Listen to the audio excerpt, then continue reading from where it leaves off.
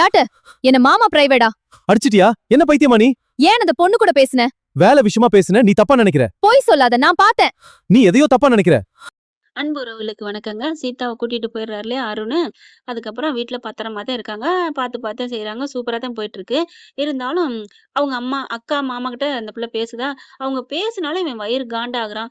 அப்போ அந்த பிள்ளை மேல பயங்கர பைத்தியமா இருப்பான் போல இருக்கு. அடுத்தவங்களோட பேசினா பிடிக்காம போகுது. பார்க்குறாங்க. "என்ன உங்க அக்கா கிட்ட பேசிட்டு இருக்கியா என்ன?" "ஆமாங்க. ஏங்க பேச வேண்டாமா?" "அதெல்லாம் பேசிக்க." எப்படி முன்னாடி நடிக்கிறான், ஆனா பின்னாடி கோவிக்கிறான்.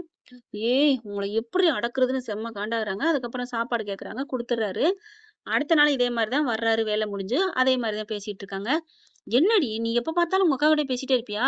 "இல்லங்க, இப்ப இது மாமா." அதான். ஒண்ணு அக்கா, அம்மா, மாமா இப்படி பேசிட்டு இருந்தா நான் எதுக்கு இருக்கேன்?" அப்படின்னு சொல்லிட்டு கோவமா கத்த, "என்னங்க நீங்க நல்லவங்கன்னு ஆயிட்டேன்னு பார்த்தா இப்படி மறுபடியும் பேச ஆரம்பிச்சுட்டீங்க." "ஆமா, அப்படிதான் பேசுவேன். இப்ப என்ன பண்ண போற?" அப்படின்னு சொல்ல, அப்படியே ஒரு மாதிரி ஆகுது.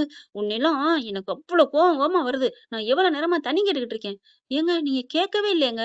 அந்த அளவுக்கு சைக்கோவாயிடுறான். தண்ணி கேட்காமலே கேட்டேன்னு பொய்ய சொல்ல, "சரி இப்ப என்ன? இப்ப கேட்டேன்ல எடுத்தாந்து குடு." அப்படிங்கையில தண்ணிய கொண்டாந்து குடுக்க, தண்ணிய வாங்கி குடிக்கிறான். "சரி டீ கொண்டாந்து குடு." "தண்ணி கேட்டா தண்ணி தான் குடுப்பியா?" "என்னங்க தண்ணி கேட்கையில டீய குடுத்தா, நான் உங்ககிட்ட தண்ணி தானடி கேட்டேன். அப்புறம் ஏன்டி டீ குடுக்குறேன்னு கேட்க மாட்டீங்களா என்ன?" "ஓ! அப்ப நான் இப்படிலாம் பேசுவேன்னு நீ என்ன எதிர்த்து பேசுற? அப்படி நான் கேட்பேனா? நான் என்ன முட்டாளா? கிறுக்கனா?" "ஐயோ! அப்பலாம் நான் சொல்லவே இல்லங்க." அப்படின்னு சொல்ல, "ஓ!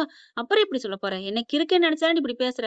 இனிமே ஒரு நிமிஷம் நீ எனக்கு தேவையில்லடி." அப்படின்னு காரஞ்சாரமா 2 மாறி மாறி பேச, அடிச்சு புடுறாரு. அடிக்கிறதுக்கு கைய ஓங்க, படார்ன்னு நம்ம தலைவி என்ன பண்றாங்க, கப்புன்னு புடிச்சிடுறாங்க. கைய புடிச்சோனே ஒரு மாதிரி ஆகுறாரு அருணு. "ஏய் சீதா! விடு சீதா! விடு" அப்படிங்கல. "என்ன நெனச்சுட்டு இருக்க?" அப்படியே ஒரு ரவுண்டு கட்டி ஒரு முறுக்கு முறுக்க, ஐயோ அம்மான்னு கத்த, அப்படி வளைச்சு கிழிச்சு கரத்த அடி குமுக்குன்னு ஒரு குடுப்பு குடுக்க, "என்னடி இந்த அடி அடிக்கிற? அ என்ன அவங்களோடயே பேசிட்டு இருக்கேன்னு கேட்டா, அப்படியே என்னைய அடிக்கிற? நேத்து என்னன்னு பார்த்தா எங்கேயோ போயிட்டு வர்ற, இன்னைக்கு எங்கேயோ போயிட்டு வர்ற, வெளியில போயிட்டு வர்ற, ஏன்னு கேட்கவும் கூடாதுங்கிற, என்னடி நெனச்சுட்டு இருக்கங்கல்ல?" "அப்படித்தான். இனிமே நீ கைய நீட்டுனா இப்படித்தான்." அப்படிங்கல. "என்னடி இப்பவே நீட்டுவேன்." அப்படின்னு இந்த கையால அடிக்க போக, படார்ன்னு மறுபடி திருப்பி இப்படி கராத்தே அடி அடிக்க, "என்னடி கராத்தே அடி அடிக்கிற?" "ஆமா, நான் கராத்தே அடி தான்டா அடிக்கிறேன். கராத்தே பார்றா, நான் பெல்ட் வாங்கியிருக்கேன்னு" போட்டோ காமிக்க, ட்ரெஸ் எல்லாம் காமிக்க, யாஹூன்னு அப்படியே வீடியோவையும் போட்டு காமிக்கிறாங்க செல்லுல இருந்து. "கத்துக்கிட்டு தான் இருக்கேன். போதுமா?